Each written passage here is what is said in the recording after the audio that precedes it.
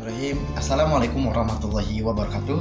Perkenalkan, nama saya Wandi Mulyana dari Perguruan Tinggi Institut Pendidikan Indonesia dan sekarang sedang menempuh semester 5 dalam program studi Pendidikan Pancasila dan Kewarganegaraan. Di tahun ini, alhamdulillah saya diterima dalam program Kampus Merdeka, yaitu program pertukaran mahasiswa merdeka yang salah satu mata kuliahnya adalah PNMN Pancasila. Yang kebetulan kampus mitranya yaitu Universitas Negeri Jakarta dengan dosen pengampu Bapak Fauzi Abdillah MPD. Dalam mata kuliah ini secara keseluruhan sangat menarik dan menambah wawasan serta pemahaman yang baik tentang berpancasila. Pendidikan nilai, norma, dan moral Pancasila merupakan proses menanamkan nilai-nilai Pancasila dalam kehidupan sehari-hari. Awal pertemuan perkuliah diawali dengan sesi perkenalan dan sedikit materi yang disampaikan mengenai konsep dasar dan filsafat nilai. Pendidikan nilai dalam hal ini berisi pengetahuan bagaimana suatu perbuatan dinilai baik atau buruk. Implementasi pendidikan nilai berkolerasi dengan pendidikan moral. Salah satu indikator atau ukuran perbuatan ini adalah dengan norma. Norma merupakan seperangkat aturan yang dianggap dan diyakini bersama bahwa perbuatan tersebut baik buruknya dan diperbolehkan atau tidak diperbolehkan. Membicarakan ruang lingkup Pancasila, maka pendidikan baik nilai, moral maupun norma sangat penting dengan dasar bahwa Pancasila harus terus direvitalisasi dalam nilai-nilai supaya tetap menjadi jati diri bangsa Indonesia. Dilanjut dengan pertemuan ketiga yang membicarakan suatu teori perkembangan moral menurut Laurence Kohlberg, Erik Erikson, dan Jean Piaget. Ketiga tokoh tersebut sangat mempengaruhi terhadap teori perkembangan moral. Mereka punya pemikiran yang berbeda-beda dan menciptakan suatu teori-teori yang sangat luar biasa yang sampai sekarang ini dijadikan referensi oleh masyarakat dunia dalam dunia psikologi maupun disiplin ilmu.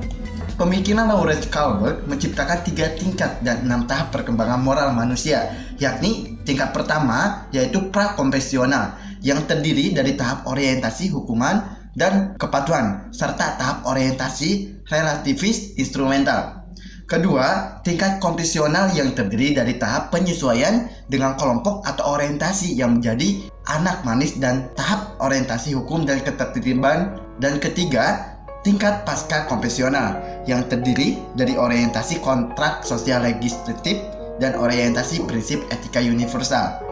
Kemudian, pada pertemuan keempat membahas tentang teori moral menurut John Dewey, James Baldwin, dan Emil Durkheim serta John Dewey.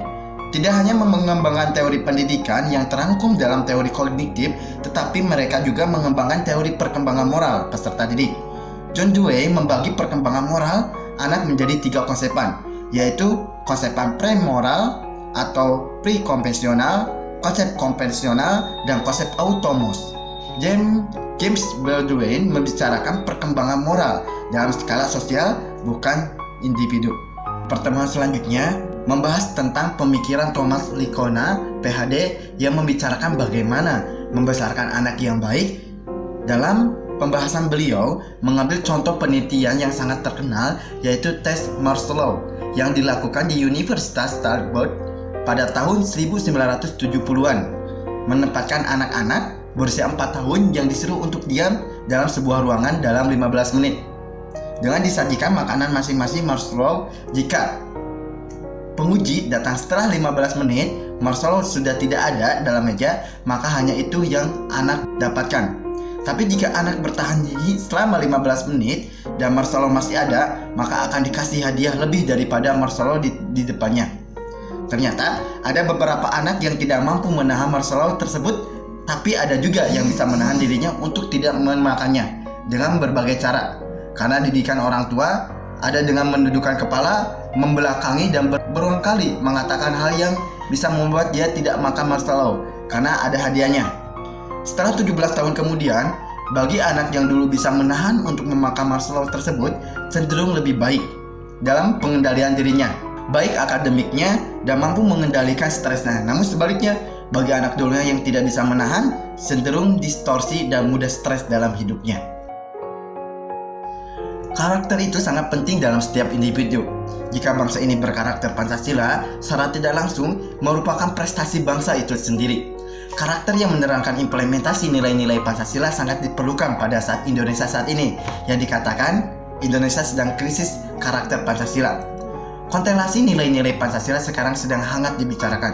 Sebagai warga negara Indonesia harus mampu mempertahankan Pancasila walaupun banyak tantangan dan hambatan yang terus bertubi-tubi menyerang. Pancasila adalah dasar negara Indonesia. Negara Indonesia dalam bertindak harus berpedoman sesuai dengan Pancasila. Lantas, bagaimana dahulu sebelum kemerdekaan nilai-nilai Pancasila diimplementasikan? Pancasila sebenarnya sudah ada sejak dahulu. Sejak Nusantara masih berbentuk kerajaan. Namun, bukan Pancasila dalam istilah sila-sila seperti sekarang, tetapi dalam pengimplementasiannya mengandung nilai-nilai Pancasila. Pasca kemerdekaan, nilai-nilai Pancasila masih butuh penyesuaian dengan masyarakat yang memang sebelumnya mempunyai sejarah kelam, yaitu selama 3 abad tahun masyarakat Indonesia dijajah oleh Belanda. Maka sudah barang tentu nilai-nilai Pancasila mulai luntur. Maka dalam pasca kemerdekaan, Soekarno sebagai proklamator kemerdekaan mencoba mengimplementasikan nilai-nilai Pancasila yang diestafetkan dari pemimpin ke pemimpin selanjutnya sampai sekarang. Dalam kepemimpinan Presiden Jokowi, Pancasila sangat relevan terhadap dimensi, waktu, dan tempat. Nilai-nilai Pancasila adalah nilai universal yang secara umum Pancasila mampu beradaptasi sesuai dengan zaman dan tempat. Nilai-nilai Pancasila pada saat ini bisa ditransformasikan dalam berbagai strategi, diantara dengan jalur pendidikan. Pendidikan dianggap salah satu perkara vital dalam mendidik anak bangsa supaya menjadi warga negara yang Pancasilais. Pendidikan nilai, norma, dan moral Pancasila menjadi hal yang mesti diperhatikan saat ini. Semakin banyak arus globalisasi, maka tantangan semakin kompleks yang bisa mengancam pelunturan nilai-nilai Pancasila. Salah satu dimensi yang menurut saya pokok adalah dimensi religius. Dengan dimensi ini, maka pengaruh dari luar bisa gampang ditakis asalkan rakyat Indonesia bisa menyeimbangkan kehidupan dengan agamanya masing-masing. Misalnya, dalam pendidikan formal terusus di tingkat SMP, SMA, maka akan dikenal suatu mata pelajaran tentang penanaman nilai Pancasila dengan nama PPKN. PPKN sebagai pendidikan nilai dan moral Pancasila dalam satuan pendidikan formal. Dalam mata pelajaran PPKN akan dibahas bagaimana generasi bangsa mengamalkan Pancasila dalam kehidupan sehari-hari, baik sifatnya teoritis maupun praktis. Jalur selanjutnya dalam mengimplementasikan Pancasila adalah jalur organisasi. Organisasi merupakan wadah untuk berkumpul dan berdiskusi yang salah satunya membicarakan nasib negara ini ke depan. Lantas, bagaimana masa depan pendidikan nilai dan moral Pancasila? Itu menjadi tugas bersama bangsa Indonesia untuk terus menjaga dan memelihara nilai-nilai Pancasila dalam kehidupan sehari-hari supaya di tahun emas 2045 Indonesia mengalami penaikan level jauh lebih baik dari sekarang.